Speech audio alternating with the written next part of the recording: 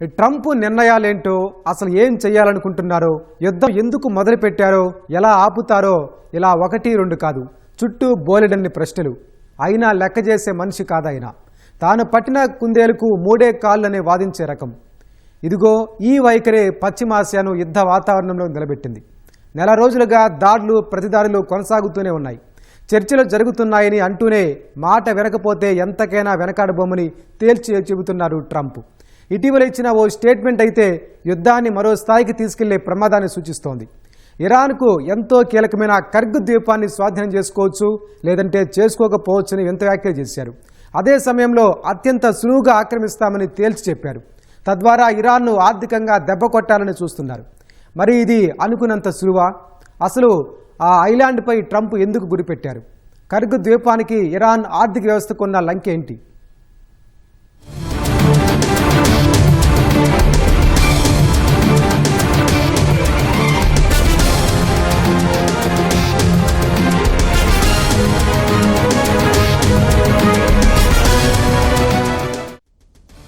ఇరాన్తో చర్చలు సానుకూలంగా జరుగుతున్నాయి.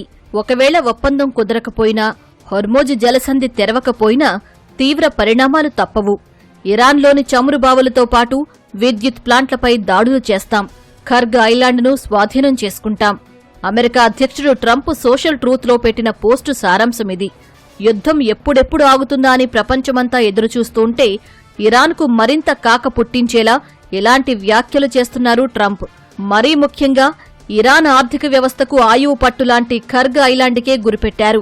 యుద్ధం మొదలైనప్పటి నుంచి అంతర్జాతీయ చమురు దిగుమతులకు ఇబ్బందులు ఎదురవుతూనే ఉన్నాయి. పైగా చమురు రవాణాకు అత్యంత కీలకమైన హోర్మోజ్ జలసంధి మార్గాన్ని మూసేసింది ఇరాన్. ఫలితంగా అంతర్జాతీయ మార్కెట్లో ధరలు పెరిగాయి. యుద్ధం మరికొద్ది రోజులు ఇలాగే కొనసాగితే ధరలు ఇంకాస్త పెరిగి చేతి చమురు వదలక తప్పదు అన్న ఆందోళనలు ఇప్పటికే వ్యక్తమవుతూనే ఉన్నాయి. ఇలాంటి సమయంలో ఏకంగా కర్గ్ ఐలాండ్కే ఎసరు పెడతామని ట్రంప్ ప్రకటించడం ఒకంత కలవరపెట్టే విషయమే.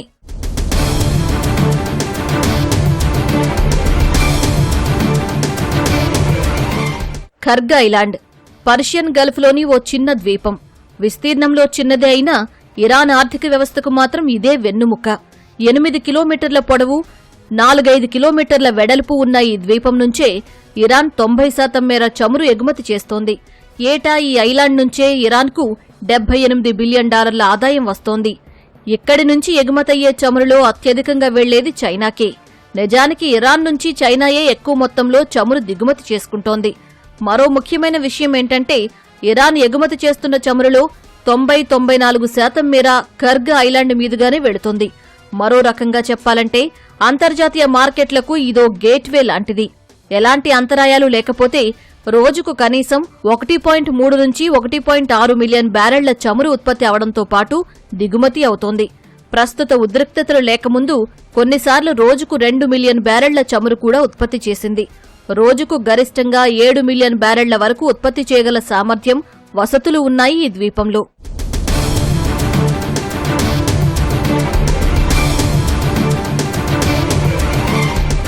ఈ చిన్న ద్వీపంలోనే అత్యాధునిక మౌలిక వసతులు, స్టోరేజ్ ట్యాంకులు, pipe lines, offshore loading terminals అందుబాటులో ఉన్నాయి.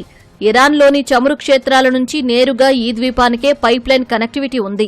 అంటే ఆయా ఫీల్డ్ల నుంచి ఆయిల్ నేరుగా ఇక్కడికే వస్తుంది. తరువాతే ట్యాంకర్లలోకి లోడ్ చేస్తారు. ఈ ద్వీపానికి ఉన్న మరో సానుకూల అంశం ఏంటంటే ఇక్కడి సముద్ర జలాల లోతు చాలా ఎక్కువగా ఉంటుంది. ఫలితంగా భారీ క్యారియర్లు కూడా సులువుగా ప్రయాణించగలుగుతాయి. అదే సమయంలో పెద్ద మొత్తంలో చమురు ఎగుమతును చేసుకునే వెసులుబాటు ఉంటుంది.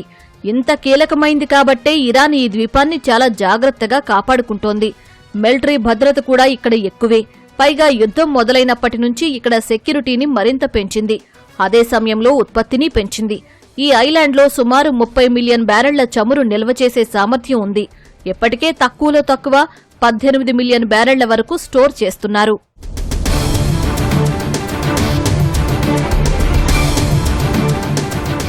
ఈ ద్వీపం నుంచి అయ్యే చమురు ఎగుమతులతోనే ఇరాన్ భారీ మొత్తంలో ఫారెక్స్ నిల్వలు పెంచుకుంటున్నాయి.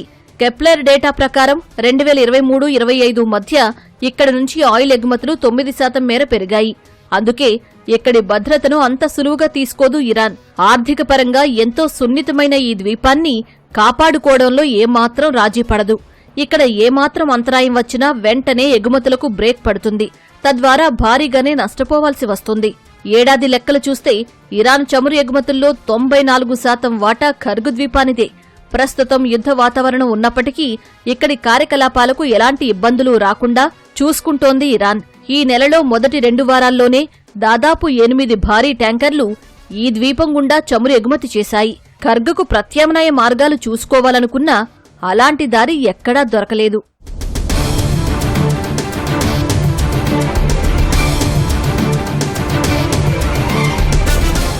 మొత్తంగా చూస్తే ఇది ఖర్గ్ ఐలాండ్ స్వరూపం. ఇరాన్కు ఇంత కీలకమైన ప్రాంతం కాబట్టే సరిగ్గా ఇక్కడే దెబ్బ కొట్టాలని చూస్తున్నాయి అమెరికా, ఇజ్రాయెల్. ఇప్పటికే ఇక్కడ సైనిక దాడులు జరిగినట్టు ట్రంప్ ప్రకటించారు. ట్రూత్ సోషల్ వేదికగా ఆ మధ్య ఓ వీడియో కూడా పోస్ట్ చేశారు. అటు ఇరాన్ కూడా వెంటనే స్పందించింది. 15కు పైగా బాంబు దాడులు జరిగినప్పటికీ చమురుకు సంబంధించిన వసతులకు మాత్రం ఎలాంటి నష్టం జరగలేదని తేల్చి చెప్పింది. అయితే హొర్మోజ్ జలసంధిని తెరవకుండా ఇబ్బంది పెడితే ఇరాన్కు అత్యంత ముఖ్యమైన ఖర్గు ద్వీపాన్ని ధ్వంసం చేయక తప్పదని ట్రంప్ హెచ్చరించారు. ఆ హెచ్చరికలకు కొనసాగింపుగానే ఇటీవల స్వాధీనం చేసుకుంటామేమో అనే వ్యాఖ్యలు చేశారు.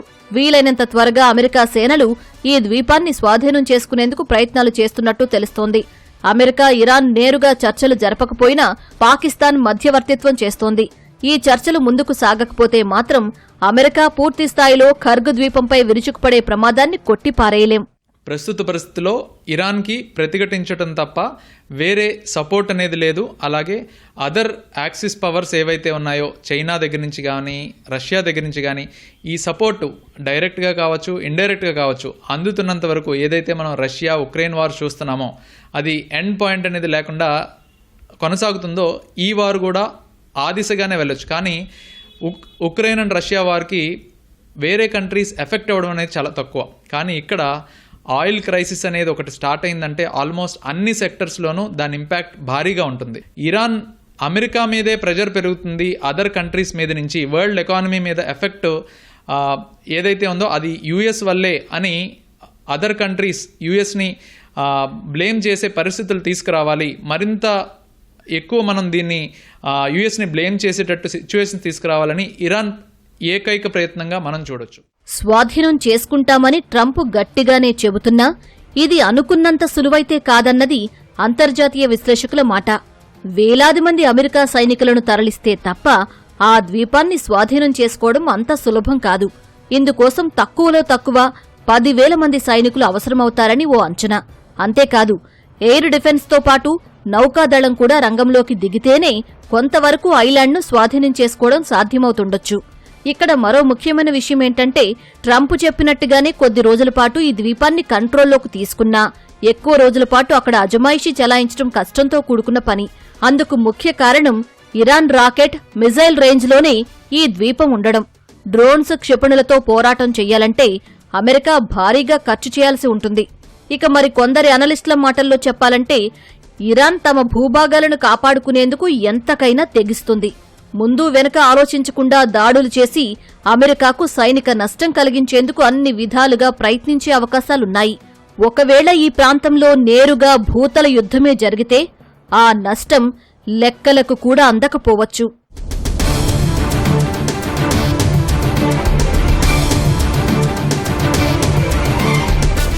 ఖర్గు ద్వీపాన్ని కాపాడుకునేందుకు ఇరాన్ ఇప్పటికే భద్రతను కట్టుదిట్టం చేసింది. చీమ చిటుక్కుమన్నా తెలిసే విధంగా నిఘా పెడుతోంది. మిలిటరీ ట్రూప్స్ ఇప్పటికే అక్కడ పహారా కాస్తున్నాయి. గగనతల దాడులకు వీలుగా ఏర్పాట్లు చేసుకుంది. ద్వీపం అంతటా మందుపాత్రలు పెట్టింది. అమెరికా సైనికులు అడుగు పెట్టకుండా ఎక్కడికక్కడ రక్షణ వ్యవస్థలను పటిష్టం చేసుకుంటోంది. Surface to air missile system, MANPADS ను ఏర్పాటు చేసుకుంది. ఇక మిలిటరీ పరంగా చూస్తే ఎలైట్ యూనిట్స్ ను రంగంలోకి దింపుతోంది. ముఖ్యంగా Islamic revolutionary guards corps, IRGC కూడా యాక్టివ్ అయింది. అమెరికా సేనల ప్రతి కదలికను పసిగడుతున్నామని తేల్చి చెప్పింది ఇరాన్. మార్చి 13వ తేదీన అమెరికా ఖర్గ్ ద్వీపంపై దాడులు చేసినప్పటి నుంచి ఈ విధంగా భద్రతను పెంచుకుంది. అంతేకాదు అమెరికా సైనికుల కోసం ఎదురుచూస్తున్నామంటూ సవాలు కూడా విసిరింది.